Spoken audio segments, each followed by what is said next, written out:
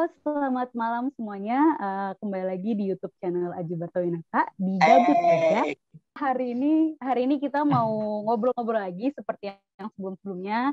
Biasa saling tuker pikiran, terus kasih perspektif dari masing-masing kita yang ada di sini, yang orang yang ngaco-ngaco juga. Ada gue Giska, ada Torfi, ada Aji si pemilik centang Sandwich Generation. Sandwich Generation itu apa? Mungkin kalian udah pada tahu juga sih ya, karena banyak banget yang diomongin dan ngerasa kalau relate banget, gue banget anjir gitu-gitu kan. Nah, sebenarnya Sandwich Generation itu ditemukan sama Bapak Dorothy. Itu gue lupa namanya, nanti boleh ditulis aja ya. Pokoknya sama si Bapak Dorothy itu. Bapak Dorothy itu udah mengemukakan bahwa Sandwich Generation itu adalah sebuah kondisi finansial di mana seseorang itu terjepit gitu loh. Jadi kan kalau sandwich itu kan ada beberapa bagian ya. Ada 2 roti dan tengahnya itu ada si hamnya atau ada sayurnya segala macam. Nah, kita tuh ada di tengahnya itu gitu. Jadi kita terjepit di atas dan di bawah gitu. Biasanya terjepit ketika kita harus menanggung finansial orang tua dan juga anak gitu. Nah, si sandwich generation ini biasanya dirasakan oleh orang-orang yang produktif gitu, di usia-usia produktif gitu, yang mana mau nikah atau mungkin udah bernikah gitu, yang masih harus membiayakan orang tua dan juga tanggungan hidupnya sekarang ini gitu, atau dengan anak-anaknya gitu. Nah, hari ini kita mau ngebahas itu gitu, sebenarnya seburuk apa sih sandwich generation, dan apakah sandwich generation itu sebenarnya bukan hal yang buruk gitu, itu cuma bagian dari cara kita berterima kasih kepada orang tua kita yang udah melahirkan dan mendidik dan segala macamnya gitu. Nah, kita pengen ngomongin itu hari ini. Nah, mungkin mau bahas dulu kali ya, kira-kira menurut kalian nih guys, Afi, Torfi, dan Aji, sandwich generation itu tuh gimana sih kalau menurut kalian, menurut pandangan kalian, terus kalian tuh pernah nggak sih ngerasa kalau ini tuh gue banget gitu, atau mungkin kayak, gue nggak ngerasa kayak gitu, gitu. Kayak yang tadi udah dibilang sama Giska, sebenarnya gue setuju, dan menurut gue masih rada bingung sih, maksudnya sampai mana kita paham betul bahwa kita tuh emang udah terjebak dalam sandwich generation. Apakah memang yang tadi dibilang Giska, ketika kita udah ngerasa punya finansial yang udah bisa menghasilkan finansial sendiri, dan timbal baliknya adalah kita bisa ngasih sesuatu ke orang tua, itu apakah kayaknya sih bukan sandwich generation ya. Cuman menurut gue yang paling tepat adalah ya ketika emang lo ngelihat misalnya orang tua lo atau keluarga lo udah nggak bisa menghasilkan dan cuman lo doang yang saat itu bisa produktif, bisa menghasilkan finansial, dan lo harus bisa menjadi orang yang istilahnya tulang punggung lah buat keluarga lo gitu, buat memenuhi kebutuhan sehari-hari, untuk memenuhi baik itu secara makan atau misalnya pendidikan adik, kayak gitu-gitu sih kalau menurut gue, guys. Nah, kalau gitu, kalau dari Torfi gimana, Tor? Tororo, sutradara film dokumenter Namaku Ari, silakan. Sandwich generation. Ya. Nambah ribet ya masa generasi zaman sekarang. Sebenarnya ini istilah lama sih, sandwich generation tuh baru masuk ke Indonesia aja sih sebenarnya. Baru diperbincangkan aja di Indonesia. Apa ya? Kalau dibilang turun-temurun, mungkin bisa jadi. Kalau dibilang enggak juga bisa jadi. Ini sih tergantung tergantung mindset keluarganya aja sih. Dia memikirkan anak itu sebagai investasi kah, atau malah memikirkan anak itu ya gue harus menjaganya dengan baik karena emang titipan Allah Subhanahu Wa Taala.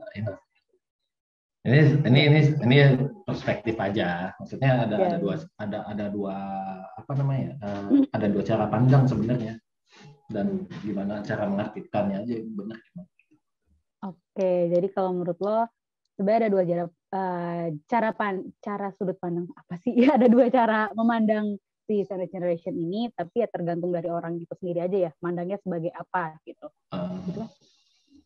Dari perspektif orang tuanya ya, memandang anak itu sebagaimana. Kalau dari perspektif anak, memandang orang tua itu sebagai beban atau lu emang suka rela ingin berbakti gitu? Oke, terima kasih Bapak Tororo. Selanjutnya Bapak Afi, sosiolog Menteng, silakan di-unmute. Kalau ngomongin sandwich generation, menurut gue itu apa ya, kegagalan orang tua kali ya dalam merencanakan finansialnya dia aja. Kalau kalau gagal, kalau menurut gue ya, mungkin dia gagal, tapi nggak mungkin nggak rencanain. Karena kalau kalau yang gue tahu ya, setiap orang yang mau nikah atau memutuskan untuk punya anak, mereka pasti ngerencanain. Gitu. Mereka pasti nabung. Itu menurut gue ya, nggak mungkin mereka nggak nabung gitu. Cuma jangka waktu nabungnya atau berapa nominalnya sampai akhirnya tabungan itu bisa ngelepas si anak, sampai si anak bisa berkembang sendiri, menurut gue mereka nggak konkret gitu. Dan emang susah juga sih, kan nggak bisa konkret ya, karena kan eh, seiring berjalannya waktu kan pasti biaya hidup naik, maksudnya semua kondisi pasti naik gitu. Bahkan sekalipun gaji juga pasti naik lama-lama. Cuma ya itu menurut gue mereka kurang kurang prepare aja gitu, kurang matang menurut gue. Makanya akhirnya imbasnya ke anaknya kayak gitu. Terus kalau kalau misalnya ngomongin eh, anak sebagai investasi, menurut gue nggak ada sih orang tua yang kayak gitu ya. Maksudnya yang bukan nggak ada sih, ya mungkin emang di saatnya kali si anak untuk ngebiayain orang tua ya. Kalau dari awal si orang tua mikirin, mudah-mudahan anak gue sukses gitu kan, biayain gue segala macem biar hidup gue tenang nih misalnya. Ini tuh nggak mungkin sih. Lah Itu kan pasti ada kan mereka, pepatah mengatakan sih. Bentar. gila nih udah mulai nih. Tar dulu. Gila. Nah, banyak Di-trigger anak banyak di-trigger rezeki dikit langsung bagaimana? naik kan. Ya oke, tahu gini ya. kan, kalau dari Afi tuh Ya, sisi positifnya ya nggak sih? Sisi positifnya, kalau Torfi negatifnya nih. Ya, bagaimana Vi? Coba itu Vi. Banyak anak Gimana, banyak Vi? rezeki. Itu kan sebuah pepatah anak adalah investasi, enggak sih? gue nggak melihat itu sebagai investasi sebenarnya. Terus gimana Vi? Kenapa itu? Jadi ya emang udah, kalau misalnya ngutip omongan Giska tadi sebelumnya ya, misalnya kan si anak kan pasti nggak memilih untuk dilahirkan ya. Ya. Ya kalau ngomongin soal kebebasan ya gue nggak milih dilahirin sama lu gitu. Gue nggak dilahirin juga nggak apa-apa gitu kan. Terus akhirnya lu lahir gitu tiba-tiba dan lu ada di keluarga yang kondisinya emang nggak baik gitu. Dalam kondisi ekonomi misalnya, mau nggak mau kan lu harus siap menurut gue. Lu harus siap dengan kondisi itu. Makanya untuk menurut gue ya, untuk nutupin tadi kegagalan orang tua dalam merencanakannya itu, si anak harus siap menurut gue, harus siap nge-backup. Oke. Afi ini kelihatan banget sangat berbakti kepada orang tuanya ya. Amin. Nggak berbakti sih gue sih, masih amin banyak aja kan dulu gue.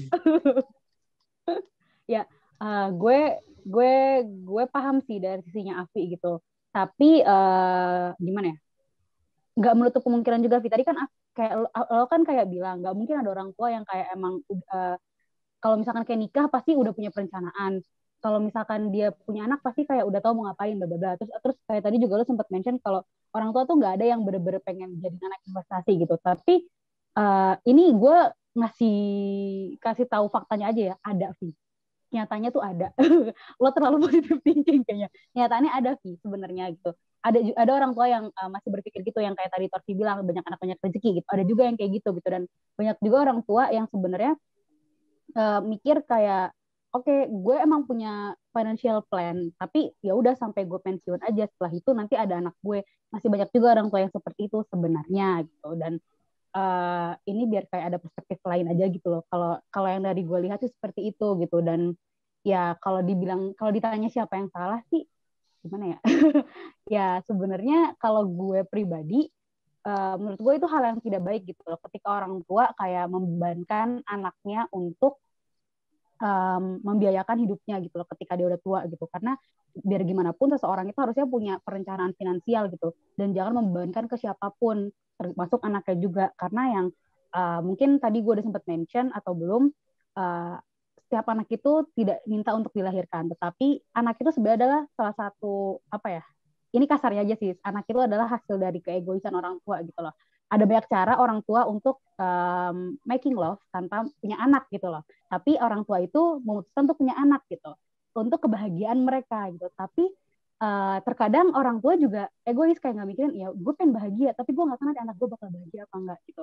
Karena kalau menurut gue pribadi, dan kalau gue nanti jadi orang tua, amin, gue pengennya tuh ketika gue punya anak, gue tuh udah bener-bener tulus gitu loh, ngasih apapun yang gue punya gitu. Bukan berarti gue kayak 100% ngemanjain aja gitu loh. Karena anak itu nggak sesimpel cuma buat nanti finansial aja, tapi juga kayak lo siap nggak sih kalau misalkan tiba-tiba anak lo tuh nggak hetero? Lo siap nggak sih kalau misalkan nanti anak lo tiba-tiba mau pindah agama gitu? Jadi kalau menurut gue kayak anak itu benar-benar pure titipan Tuhan gitu loh. Kita nggak bisa membebankan hal yang besar, terutama finansial ke anak gitu. Jadi kalau menurut gue, ketika ada kolaps kayak gitu, seharusnya tidak sampai membebankan ke anak.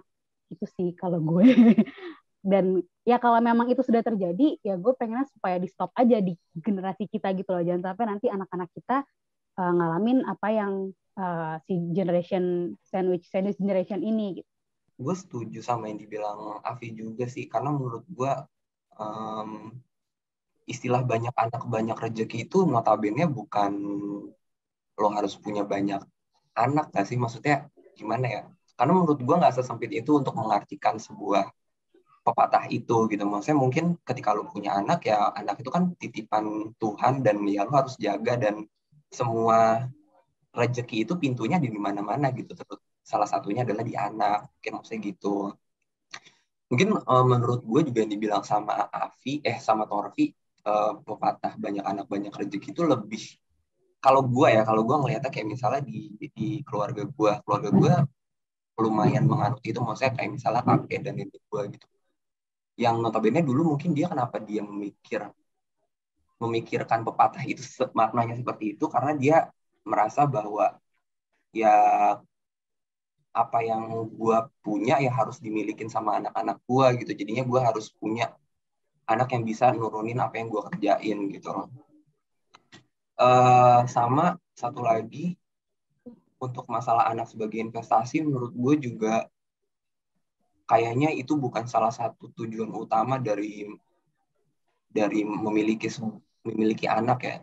Maksudnya pernikahan itu kan terjadi ya biar lo nggak mati kan. Maksudnya lo punya keturunan yang lo kayak misalnya lo punya silsilah lah. Ketika lo nggak nikah kan ya jadinya lo nggak ada hal yang diturunin dari yang lo punya gitu, ngerti nggak sih?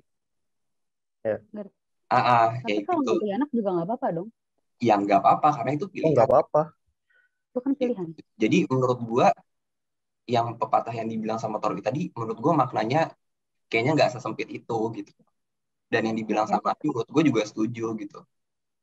Tawa aja lu, Tor. Ngomong lu, Tor. Torvi mantau doang. Kenapa sih? Gue paham dan gue setuju sih sama yang Aji bilang juga. Kalau dilihat dari pepatah ya, nggak sesempit itu juga. Tapi kalau dari artian anak sendiri, gue masih memegang teguh yang tadi gue sampaikan. Oke, Torvi, lanjut. Gue tadi nyinggung di awal, gue ngasih buat perspektif antara lu sebagai anak dan sebagai orang tua kan. Gini, kalau sebagai orang tua dan lu ngewe aja biar punya anak biar punya banyak rezeki nantinya pas lu tua, ya belum belum mendalami masalah anak itu adalah titipan sebenarnya sih. Kalau istilah agama sih sebenarnya. Kalau istilah yang agak liberal ya itu hasil keegoisan lu gitu. Ya, artinya kalau yang tadi gue bilang. Artinya kalau sebenarnya mirip-mirip dikit sih. Cuman kalau di cocokologi anak sebagai titipan dan anak hasil keegoisan lu intinya harus bertanggung jawab atas anak itu dong. Nggak bisa semerta-merta lu manfaatin anak itu buat keinginan lu pribadi sih sebenarnya gitu. Untuk dari sisi orang tua ya,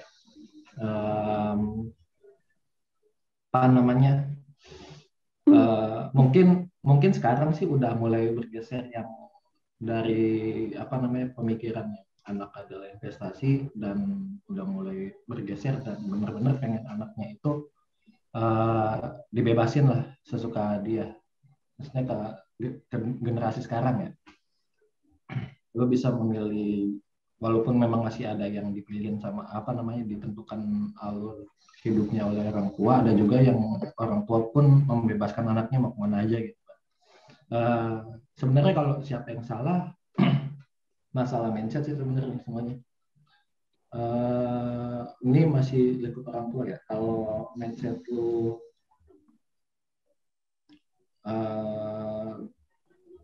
anak adalah investasi dan gua berhak loh memasukkan keegoisan gua, lu harus jadi kayak gimana ya, menurut gua itu kurang tepat sih, karena setiap individu manusia adalah makhluk bebas, baik anak ataupun orang tua gitu. Dan kalau dari sisi anak, balik lagi, lu memandang masalah sandwich generation ini sebagai beban atau lu dengan sukarela berbakti gitu. Gua kalau lu menganggap sebagai beban, ya udah lu bakal terbebani gitu selama umur hidup lu gitu. Dan lu mau ngapain juga, lu pengen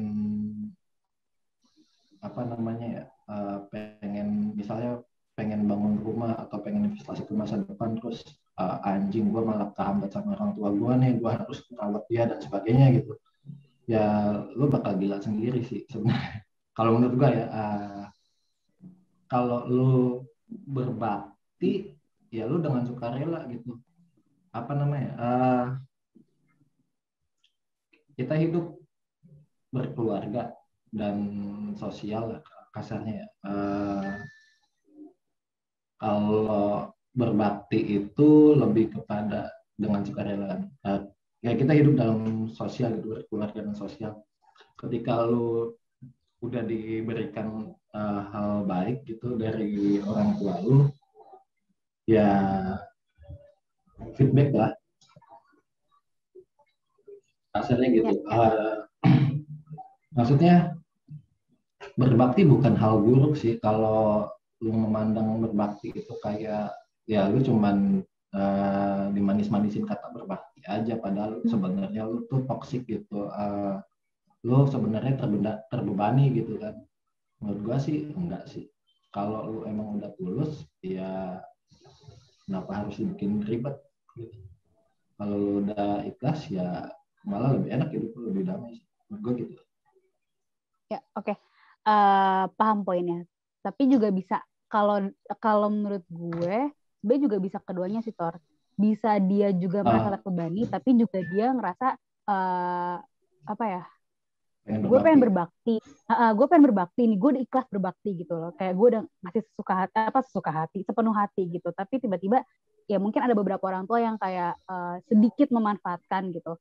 Terus jadinya malah jadi beban, yang tadinya pengen berbakti jadi ngerasa beban karena itu gitu. Sebenarnya juga itu bisa sebuah campuran juga gitu loh, kalau dari gue pribadi dan dari bacaan gue juga gitu. Jadi sebenarnya ya balik lagi lihat dari orang tersebut aja sih, perspektif orang itu aja. Dan benar kata Torvi tadi, sebisa mungkin jangan jadi beban karena nanti lo stres sendiri dan jatuhnya ke mental lo sendiri jatuh gitu kan. Karena untuk lu merasa ikhlas dan tanpa terbebani itu emang agak susah sih sebenarnya ya. Cuma ya, makanya ngomong, maksudnya ngomong ke orang tua, komunikasi ini atau komunikasiin. Oh ya ya benar-benar. Lu minta gua buat jadi misalnya tabungan di masa depan gitu saat tua, tapi sebenarnya kondisi gua kayak gini loh. Kemungkinan ya cari jalan tengahnya aja, enaknya gimana. Dan kalau lu komunikasiin itu juga sebenarnya bakal enak sih ke depannya, lu nggak bakal ngerasa apa namanya terbebani walaupun lu tahu dimanfaatin gitu ya misalnya ya. Tapi kan intinya udah bilang baik-baik, dan kalau apa namanya ya, kalau emang ketemu jalan tengahnya ya ambil aja gitu. Kalau emang nggak ketemu ya jangan sampai putus komunikasi. Karena lu ya jangan lupa aja sih sebenarnya. Kalau menurut gue ya jangan lupa aja lu dulu emang dari bayi lahir bisa nyari duit sendiri apa buat kuliah, buat sekolah, buat sebagainya gitu. Setuju, tapi ya gitu. Oke. Soalnya kalau misalkan ngomongin soal yang tadi tuh, soal ya lo timbal balik lah waktu kecil lo dikasih, ya lo disusuin, lo dikasih air susu ibu, terus lo dibiayain kuliah, bla bla segala macam. Tapi ya sebenarnya balik lagi, anak itu kan tidak meminta untuk dilahirkan dan tidak meminta untuk dibiayain kayak gitu loh. Jadi sebenarnya kalau menurut gue itu ya emang tanggung jawab orang tua. Ya balik lagi seperti yang tadi. Iya gue paham. Anak itu kan titipan orang tua. Jadi kayak kalau menurut gue, kalau misalkan ngebahas tentang itu, menurut gue basi sih. Maksudnya kayak, ya kenapa? Kan lo emang menghadirkan gue di dunia ini, dan lo seharusnya bertanggung jawab. Gitu. Jadi kayak, ya. Tapi emang sebenarnya ya itu kan kalau dari sisi yang liberalnya gitu. Tapi ya sebagai manusia kan juga kita punya bukan tanggung jawab sih, punya rasa sayang lah ya kepada orang tua gitu. Ya juga bisa berbakti lewat situ juga. Kalau gue sih lebih nangkapnya gini ya. Iya benar, lu sebagai orang tua yang melahirkan, lu harus bertanggung jawab sama anak lu lah, biaya kuliah sampai dan sebagainya itu. Tapi kalau dari sudut pandang anak, gue ngelihatnya feedback itu sebagai ucapan terima kasih gue udah dikenalkan dengan dunia ini gitu. Masih walaupun ada beberapa orang yang menganggap kalau gue nggak mau dilahirkan sebenarnya. Tapi kan udah lahir dan gue nggak tahu apa-apa, siapa yang ngajarin lu berbicara dan sebagainya, itu ucapan terima kasih aja menurut gue sih. Makanya dari sudut pandang anak gue ada bilang ada dua, yaitu berbakti. Kalau enggak ya lu merasa terbebani. Kalau berbakti lu tulus, ya artinya lu cuma pengen say thank you aja sama orang tua lu yang udah melakukan banyak hal dan membukakan jalan. Oke, terima kasih Bapak Toloro. Afi sama Aji ada yang mau ditambahin nggak? Ini jadi gue ngobrol sama Torfi. Kalau gue, silakan. Balik lagi ke pertanyaan tadi gue sih, sampai mana kita tahu kalau misalnya kita tuh masuk ke dalam sandwich generation, apakah memang bentuk bakti itu, maksudnya ketika bukan bentuk bakti ya, feedback yang lo kasih kepada orang tua dan lo ngerasa itu adalah kita masuk ke dalam sandwich generation, atau kita harus ngebiayain seluruh keluarga kita gitu. Sebenarnya itu sih. Afi lah ngomong lah. Ustaz tuh bermenggelora lah. Astagfirullahaladzim. Tor, gimana? Lu lama-lama. Tapi gue pengen nanya tuh. Malah nanya goblok gitu. Nanya balik. Enggak, tadi kan lu ngesinggung soal ini kan, soal komunikasi orang tua sama anak gitu kan, buat ngomongin lah gimana kondisi ekonomi lu sekarang gitu kan, tuh sampai sejauh mana lu bisa ngebiayain anak gitu misalkan lah kata kayak gitu. Nah kalau kata gue, berapa banyak orang tua yang mau ngakuin kelemahan dia di depan anaknya? Menurut gue dikit sih, kayak orang tua yang mau nih duit ibu bisa tinggal 20 juta nih sampai mati gitu misalnya. Itu menurut gue susah sih. Iya, karena jarang banget orang, menurut gue ya, setelah gue lihat-lihat gitu ya, orang tua tuh suka banget terlihat kuat gitu di depan anaknya. Padahal sebenarnya mereka nggak sanggup gitu. Ya menurut gue agak susah sih kalau mau ngomongin kayak gitu. Bisa. Cuma mungkin itu lapisan kulit luarnya aja gitu. Lu sampai nggak tahu tuh utangnya dia di bank berapa, minjem ke duit temennya berapa. Sampai-sampai kalau misalnya dia udah meninggal gitu ya, amit-amit, terus yang punya utang silakan melapor ke ini. Wah, utang semua tuh. Misalnya tahu-tahu ya kan. Kan biasanya sering tuh. Kalau kalau udah meninggal ya kan. Nah, ini komunikasi berlaku bukan buat sudut pandang anak doang sih sebenarnya. iya. Ya orang Ya, tua makanya pun gue pengen tahu gitu, maksudnya karena gue pernah ngeliat, maksud gue itu pengalaman lah. Gue pernah nanya gitu kan. Bahkan nyokap gue pernah bilang kayak nggak semua nggak semua masalah anak tuh harus tahu gitu. Tuh nggak sebesarnya itulah pokoknya. Udah kayak gitu. Ya, gue dalam hati kayak ini salah juga sih lu. Lu kan harus ngomong nih. Cuma kan kita nggak bisa maksa gitu. Apa mungkin itu privasi dia gitu. Masa gue ngorek-ngorek privasi orang gitu. Kan sekaligus orang tua, mau sekalipun itu orang tua ya, maksud gue mungkin itu emang rahasia dia kali, gue yang nggak bisa gue korek gitu. ya pelan-pelan aja sih. Menurut gua Ya, ya lu masa datang ke lu punya utang berapa sih, sini gua bayarin. nggak kali lah mungkin, anjing. enggak, kan gue bilang ini tuh Ya proses gitu lah, panjang Tor. loh, itu proses makanya panjang untuk sampai kayak gitu. Emang proses panjang dan harus dimulai sama apa namanya ya orang-orang yang lagi di usia produktif, dan itu bisa makan waktu beberapa tahun baru tahu semuanya tentang masalah orang tua lu gitu. Tapi bisa sih sebenarnya kalau masalah itu diomongin baik-baik, misalnya apalagi nanti kalau pengen nikah, dan itu juga harus diobrolin karena lu akan merencanakan finansial lu kan. Dan kalau apa namanya ada porsi untuk berbakti misalnya, kalau enggak ya udah terserah lu gitu mah. Tapi ya lebih baik diomongin baik-baik gitu. Terus tadi yang nyambung dikit ke Aji tadi, yang titik di mana lu ngerasa biar nggak kemana-mana, lanjut ke Aji. Sandwich generation, ketika lu merasa terbebani aja udah lu menjadi sandwich generation.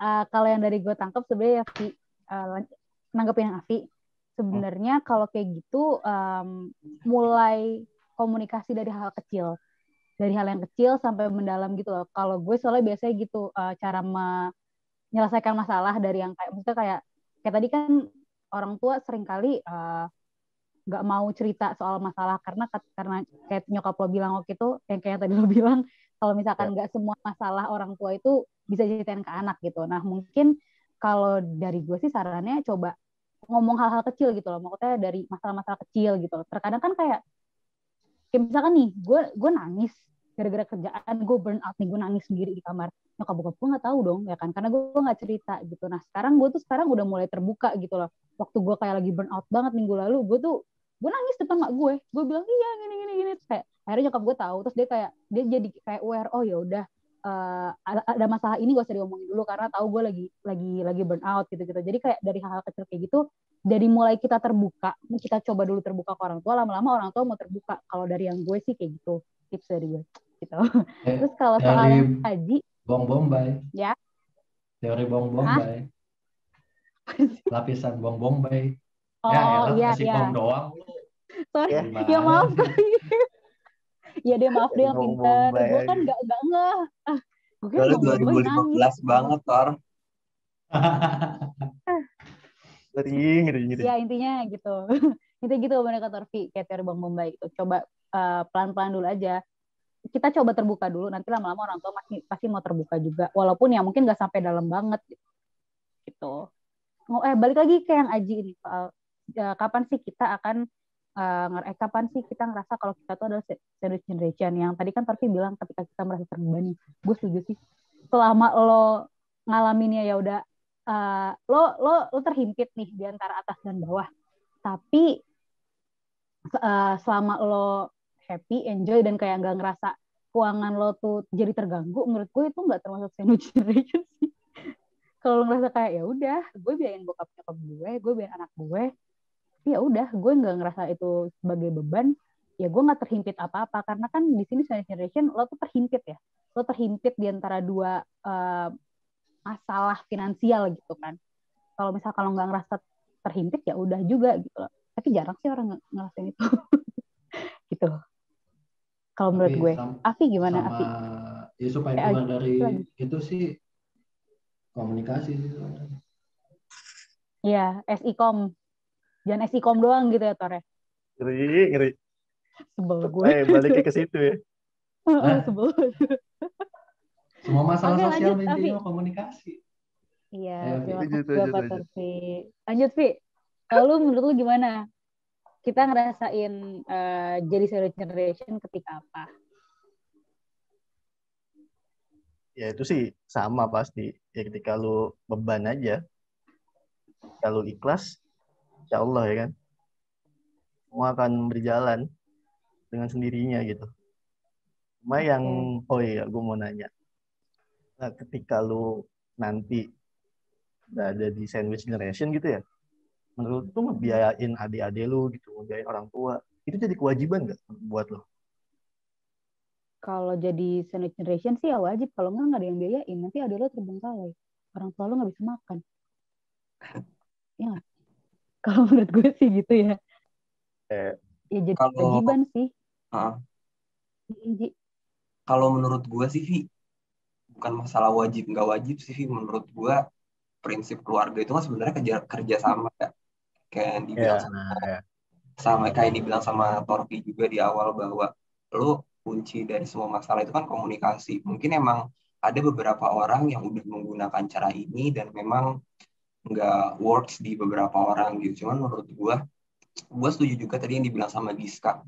Karena gue juga ngerasain gitu ketika gue dulu sama sekarang tuh gue cerita untuk masalah pribadi ataupun apa yang terjadi di keluarga tuh emang segan sih. Maksudnya kayak misalnya mungkin yang Afi bilang gitu, kayak misalnya nggak semua masalah keluarga itu harus diceritain. Mungkin jawabannya bisa yang tadi Giska bilang, karena mungkin sebagai orang tua lo nggak mau anak merasa terbebani dengan masalah yang ada gitu. Jadinya lo ngerasa kayak kepikiran mungkin atau kayak gimana gitu kan.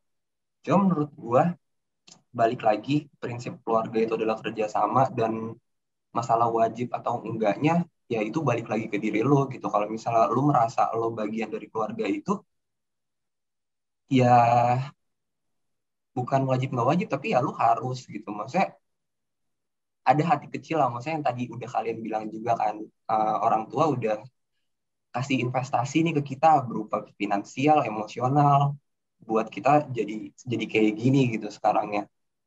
Um, Kalau misalnya lu ngerasa terbebani, yang tadi dibilang sama Torfi yang di awal, kalau lu harus komunikasiin. Kayak misalnya gini deh, mungkin nggak tahu sih ya dari beberapa konten TikTok ataupun Instagram yang gue lihat gitu. Ketika kita udah ngerasa jadi sandwich generation adalah ketika kita ngerasa orang tua kita udah pensiun. Karena di satu sisi kasarnya adalah pusat dari semua pemasukan itu kan harus dari orang tua. Misalnya kalau di kebudayaan kita ya, maksudnya uh, kalau misalnya orang luar kan ya lo 17 tahun aja lo harus wajib keluar dari rumah gitu kan. Lo harus bisa ngebiayain diri lo sendiri gitu kan. Cuman kan masalahnya di sini adalah ya orang tua masih jadi salah satu peran penting dalam sebuah keluarga, terutama dalam hal finansial gitu. Kalau lo ngerasa udah mulai terbebani ya lo bilang ke anggota keluarga lo misalnya. Kayak misalnya masalahnya gini, gue adanya uangnya segini nih, lo punya uang berapa gini. Kalau menurut gue gitu sih, biar lo tuh nggak ngerasa anjir kok gue terus ya yang harus gini, kan jadinya nggak enak di lo sendiri kan. Pertama, fisik lo juga akan terganggu, apalagi psikis lo akan terganggu. Karena menurut gue ketika udah usia segini tuh kita nggak mungkin hanya mikirin tentang keluarga aja, tapi lu harus mikirin masa depan lu nanti gimana. Ketika lo nggak ada orang tua, ya lo harus sendiri dan gimana caranya lo bisa ngebiayain diri lo sendiri untuk nanti. Kalau menurut gue gitu sih. Ya, tapi pada intinya dari yang Aji bilang, ya walaupun konsep keluarga adalah kerjasama, tetap aja ada kewajiban-kewajiban juga. Makanya tadi ketika Afif tanya itu sih gue tetap bilang wajib sih. Karena biar gimana pun, apalagi ketika lo jadi satu-satunya yang di usia produktif gitu, ya mau nggak mau lo harus membiayakan itu gitu. Itu sih kalau menurut gue. Gue sih nggak wajib, itu hak lu kalau pengen bantu mah. Tapi kalau misalkan lo ditekan untuk membantu gimana? Maksudnya kayak kan tadi kan Afi bilang nanti lo harus biayain adik lo, terus lo harus biayain orang tua lo gitu, karena misalkan orang tua udah pensiun. Kalau misalkan lo nggak ngerasa itu wajib dan lo bisa nggak bantu, terus orang tua lo gimana? Nanti nggak makan. Kan gue bilang di awal, anak itu titipan, ya lu harus tanggung jawab sama anak.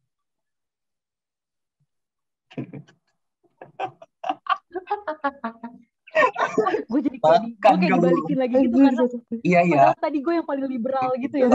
Iya. Tapi kayak gue langsung ditampar gitu. Enggak, maksud gue gini, apa namanya? Itu ada lo harus ngebiayain adik lo sekolah atau gimana, itu kewajiban atau enggak, ya itu hak lo sebenarnya. Kewajiban siapa buat ngebayarin ya kewajiban orang tua gitu. Tapi kalau lo ditekan untuk suruh membantu karena apa namanya, lo bisa nolak atau enggak dengan beberapa alasan gitu. Kalau lo pengen ngebantu ya lo komunikasiin dengan baik-baik gitu. Gue ngebantunya cuma bisa sampai mana, soalnya ada beberapa juga yang pengen gue capai gitu kan. Iya. Dan itu dikomunikasiin secara baik-baik aja sih sebenarnya, kamu bisa. Mungkin tapi kan tetap ada kewajiban di situ. Iya, maksudnya setiap orang walaupun mungkin nggak banyak beda gitu kali ya untuk memandang hal ini gitu. Karena kalau menurut gue sih sebenarnya setuju ini bilang Torfi wajib nggak wajib, karena yang pertama adalah menurut gue ketika lo berkutat terhadap masalah pribadi dari masalah keluarga, karena nantinya lo nggak akan fokus ke dalam masa depan lo aja sih. Tapi balik lagi ya, akhirnya ada yang dikorbanin ya. Iya.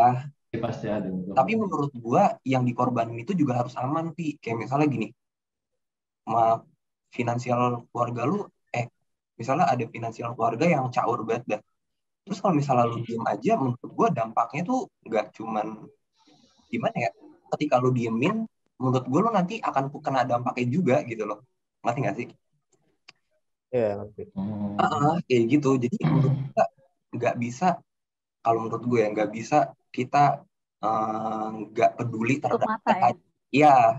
terhadap hal itu gitu sih kalau menurut gue. Karena balik lagi, kalau prinsip gue adalah yang tadi, keluarga, sebuah keluarga itu harus kerjasama, dan caranya biar lu nggak terpecah belah rencana ke depan lu untuk keluarga dan diri lu sendiri, yang pasti komunikasi. Kayak misalnya Tarfi mungkin tadi bilang, gue punya ini nih ke depannya, gue punya plan, gue harus gini. Ya, gue bisa kasih ke keluarga lu misalnya ya segini. Kalau lu gimana? Misalnya gitu. Kasarnya gitu. Cuman emang masalah terbesarnya adalah ngekomunikasi ininya itu sih, karena memang mungkin setiap orang, setiap keluarga pasti punya budaya yang berbeda-beda untuk memecahkan suatu masalah.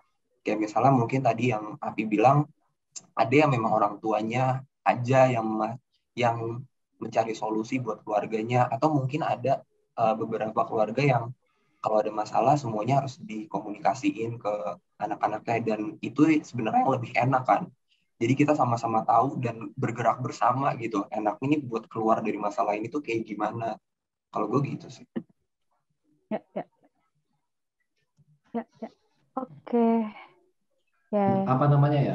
Gue namanya dikit. Apa namanya? Bukan kewajiban lu, tapi bukan berarti lu nggak peduli juga gitu. Iya. Yang tadi Aji bilang kerjasama aja. Semua. Ya, conclusion-nya sebenarnya dari pertanyaan Afi adalah sebenarnya ada kewajibannya, tapi memiliki porsi masing-masing aja kali ya dalam kewajiban itu. Karena biar gimana pun kan keluarga, kita nggak bisa tutup mata persen gitu kan. Kayak misalkan ada finansial, misalkan keluarga misalkan sepupu gini, gitu. sepupu gitu, keluarga finansialnya hancur gitu. Terus kalau kita tutup mata akan berdampak ke kita gitu kan. Mungkin nggak langsung berdampak langsung, kayak misalkan tiba-tiba dia bener-bener sampai nggak bisa makan sama sekali, mungkin berdampaknya lebih ke kok gue dulu tega ya gitu. Jadi lebih ke penyesalan kali ya mungkin. Makanya kalau menurut gue tetap ada kewajiban di situ, tapi porsinya beda-beda. Dari conclusion kita ngobrol ini. Oke, kita lanjut. Nah guys, Udah konklusi masih lanjut. itu konklusi dari pertanyaannya Afi, sorry. Oh iya, benar. Nah, kita lanjut guys. Terus Oke. gini, sandwich generation itu kan kayak banyak terjadi karena salah satu alasannya dari finansial yang tidak baik gitu loh, baik dari orang tua atau mungkin kitanya sendiri gitu yang nggak bisa memanage itu. Misalkan orang tua kita sebenarnya punya financial plan yang bagus, tapi karena kita memanfaatkan itunya tidak baik, jadinya kacrut, terus jadinya mau nggak mau ketika kita dewasa malah jadi harus menangani finansial orang tua gitu misalkan. Nah, mungkin lebih ke gini kali ya, tindakan preventif apa nih yang bisa kita lakukan supaya tidak terjadi sandwich generation gitu, baik dari kita yang sekarang atau mungkin generasi selanjutnya untuk anak-anak lo gitu, anak-anak kita gitu. Sih pertanyaan gue guys. Sebenarnya klise dan mungkin banyak orang juga yang udah tahu. Menurut gue literasi finansial yang paling penting, karena ya lu pada tahu loh, kayak misalnya kita kan ketika kita udah bisa produktif dan bisa menghasilkan sesuatu, pasti ada aja keinginan yang harus dicapai gitu tuh. Terus menyampingkan kebutuhan. Karena menurut gue, nggak tahu sih, pengalaman pribadi gue juga, gue cukup menyesal ketika gue cukup menyesal, tapi menurut gue ini wajar, karena ketika kita emang udah bisa ngasilin duit sendiri, pasti ada rasa balas dendam kayak, gila gue, masa gue punya duit tapi gue nggak bisa poya-poya dikit misalnya kayak gitu. Sebenarnya itu wajar, dan gue sempat sih cerita sama orang tua gue untuk masalah ini, dan kata mereka itu wajar, tapi menurut mereka ya lo nggak bisa harus terus-terusan kayak gitu.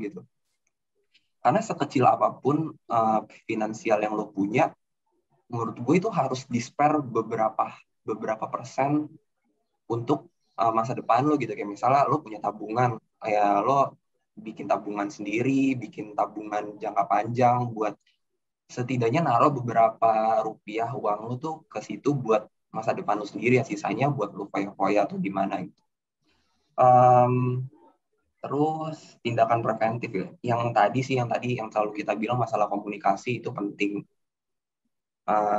Balik lagi, karena kita harus tahu masalah yang ada dalam keluarga dulu. Kalau misalnya udah ketemu, oke, finansial, oke, berarti gue ngasih ke lu berapa, lo bisa ngasih gue ke berapa, kayak gitu. Sama paling lifestyle sih.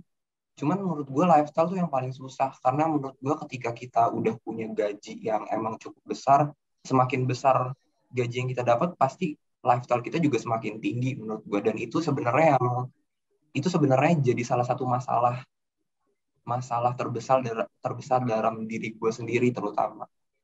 Ya, menurut gue tadi sih apa ya, lebih ke perencanaan yang matang sih, sama komunikasi juga.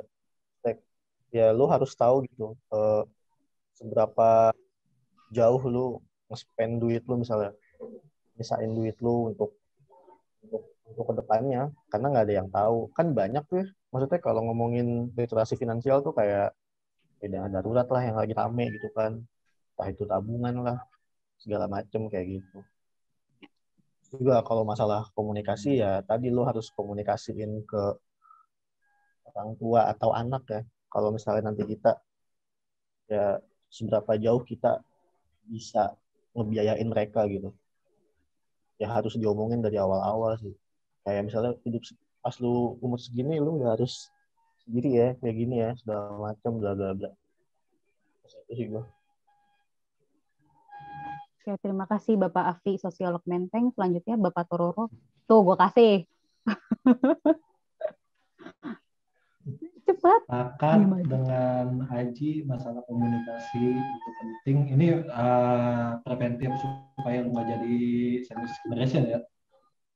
tadi di pembahasan awal lu menjadi generasi sandwich itu ketika apa? Kalau menurut gue ketika lu udah merasa terbebani gitu kan. Sebelum lu merasa terbebani, lebih baik lu komunikasiin dulu sama keluarga lu, sama orang tua lu gitu. Seenggaknya itu mengurangi tingkat stres sih sebenarnya, tingkat beban itu sendiri. Jadi lu sama-sama paham dan apa namanya ya, harus benar-benar dipersiapin secara matang sih, nggak bisa lu apa namanya langsung aja gitu menjalankan plan pribadi gitu tanpa mempertimbangkan hal lain gitu. Nanti kan ada masalah lagi yang timbul atau gimana lah gitu kan. Terus balik lagi ke mindset sih sebenarnya. Mindset yang harus dihukum dari sekarang ya masalah finansial dan konsep anak itu sendiri. Baik, terima kasih banyak Bapak Tororo. Kalau gue punya tindakan preventif dari gue adalah satu, asuransi. Guys, asuransi itu penting banget. Karena kalau misalkan lo punya asuransi, lo tuh secure gitu. Mungkin masih beberapa orang mikir asuransi itu nggak penting karena buang-buang duit. Dan mikir kayak, ngapain gue bayar kalau misalkan gue nggak pakai, kalau gue nggak sakit segala macam. Woi, lo tau dari mana kalau nggak bakal sakit? Itu satu. Terus menurut gue kayak sebenarnya cara memperlakukan asuransi itu kayak gini, kayak lo nyewa satpam. Kalau misalkan rumah lo nggak kemalingan, terus masa lo nggak gaji dia gitu kan? Nggak kayak gitu kan? Ya lo ada satpam supaya rumah lo nggak kemalingan, maka lo gaji dia gitu. Sama dengan asuransi gitu. Karena masih banyak banget orang yang jatuh miskin karena lo nggak punya asuransi gitu. Jatuh miskin kan misalkan sakit nih, terus akhirnya billing rumah sakit puluhan juta karena nggak ada asuransi, ya udah akhirnya jadi tadinya lo punya financial planning yang baik, terus akhirnya malah kacrut, terus anak lo jadi sandwich generation gitu. Padahal nggak perlu kayak gitu, karena kalau misalkan lo punya asuransi, kalau lo punya asuransi lo nggak akan bisa sampai kayak gitu. Makanya menurut gue sih preventifnya adalah asuransi gitu. Setidaknya paling minimal lo punya BPJS aktifin gitu. Kalau enggak ya lo pakai asuransi swasta gitu. Jadi kayak menurut gue preventifnya adalah asuransi, baik asuransi kesehatan dan juga asuransi jiwa. Asuransi jiwa lebih baik gitu, karena kalau misal apalagi untuk orang yang menjadi penanggung utama keluarga, penanggung utama keluarga gitu. Misalkan kayak di rumah gue kan bokap gue nih yang menanggung gitu misalkan. Berarti diusahakan seharusnya bokap gue yang punya asuransi jiwa, karena kalau misalkan terjadi sesuatu setidaknya ada semacam warisan lah gitu yang ditinggalkan gitu loh. Jadi menurut gue tuh asuransi tuh penting banget gitu. Selain dari yang Aji tadi bilang, Torfi dan Afi bilang soal financial planning, terus juga komunikasi, tapi preventifnya adalah salah satunya asuransi. Itu kalau dari gue. Karena ada pengalamannya nih, gue tahun ini sakit, gue dirawat 2 kali, dua-duanya dioperasi. Yang satu habis 30 juta, yang satu habis 40 juta. Bayangin kalau gue nggak punya asuransi. Gimana tuh hidup gue? Duit gue langsung habis gitu kan. Jadi kayak gue asuransi itu penting banget gitu sih. Itu guys. Ya, benar. Dan waktu itu gue juga dikasih tahu sama siapa? Gue lupa lagi nama konten kreator gitu, dia sering bahas tentang investasi dan segala macam. Selain asuransi, lo juga harus punya dana darurat sih sebenarnya. Dana darurat tuh setidaknya kayak 6 kali dari pengeluaran lo. Bukan gaji ya, tapi pengeluaran. Misalkan gaji lo 5 juta, tapi pengeluaran lo sebulan itu cuma 2 juta. Berarti setidaknya 2 kali 6. Lo terus punya dana darurat itu gitu. Itu sih tipsnya. Jadi ya semangat menabung, semangat investasi, semangat pakai asuransi, semangat jangan jadi sandwich generation. Yo kita bisa. Apa deh gue? Ya, terima kasih atas informasinya. Asuransi dari mana ini Mbak? Maaf Mbak. Enggak ini serius, gue enggak dari Kayak sales gitu. Tapi serius soalnya. Iya. Soalnya gini loh, masih banyak banget orang yang kayak nganggap asuransi itu cuma buang-buang duit gitu loh. Mereka kayak, iya gue udah investasi, gue udah ini, gue udah nabung segala macam, tapi nggak pakai asuransi, kayak percuma. Itu padahal payung utama lo gitu sebagai manusia. Gitu. Kayak mobil aja yang belum tentu kecelakaan diasuransiin, sedangkan manusia yang pasti bakal mati, masa nggak diasuransiin gitu. Payung finansial. Gue bukan dari mana-mana. Apa? Payung finansial. Ya, payung finansial. Minimal asuransi. Atau BPJS lah paling minimal banget, jangan sampai mati BPJS lo pada. Gitu. Benar.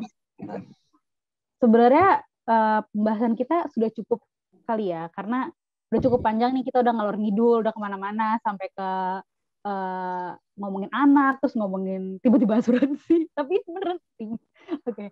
Kita udah kemana-mana banget, tapi ya semoga bermanfaat deh ocehan kita yang gak jelas ini gitu.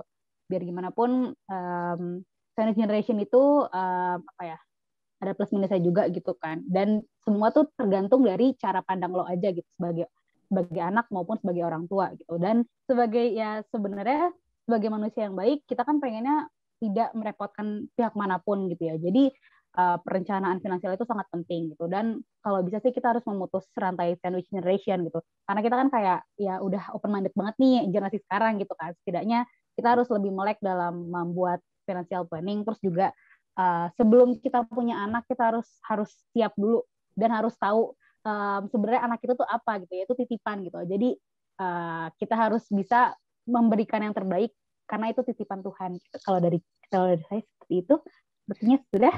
Terima kasih banyak. Oh boleh, silakan Aji. Ya, nggak tahu sih dari berbagai hal ya. Kita berbagai hal yang gua lihat pengalaman orang, walaupun sebenarnya gua belum ngerasa terjebak dalam sandwich generation dan gua belum nggak bisa ngasih apa ya kayak bagaimana ketika gue nggak bisa ngasih bayangan ketika posisi gue menjadi sandwich generation gitu, karena memang nggak ada pengalamannya kan. Tapi menurut gue orang yang terjebak dalam sandwich generation tuh jadi salah satu orang yang paling kuat sih, karena di satu sisi pasti dia ngerasain masalah yang terjadi dan gimana cara menyelesaikan solusinya sendiri misalnya. Jadi menurut gue balik lagi, setiap masalah pasti ada hikmah yang bisa diambil. Gue ketika lu udah ngerasa terjebak dalam sandwich generation, ya lu harus menyelesaikan masalah itu dan memperbaiki mental lu sih. Kalau menurut gue ya caranya ya lu bisa ke psikolog atau cari orang yang emang bener-bener jadi tempat sampah lu buat mencurahkan hal itu gitu, karena emang kalau dipendam sendiri itu nggak baik banget. Gitu sih. Terima kasih banyak Bapak Aji PB atas penutup yang baik. Oke, kalau gitu kayaknya udah cukup kan Bapak Tororo atau Bapak? Oh iya udah ya. Tambahin udah. Silakan. Oh cuman kalimat doang sih, satu kalimat doang. Iya. Bikin anak mah gampang. Bisa nggak tanggung jawabnya? Anjay. Ingat, anak adalah titipan Tuhan. Anak adalah titipan Tuhan, tolong diberikan yang terbaik. Dan sampai jumpa kembali di entah kapan. Dah.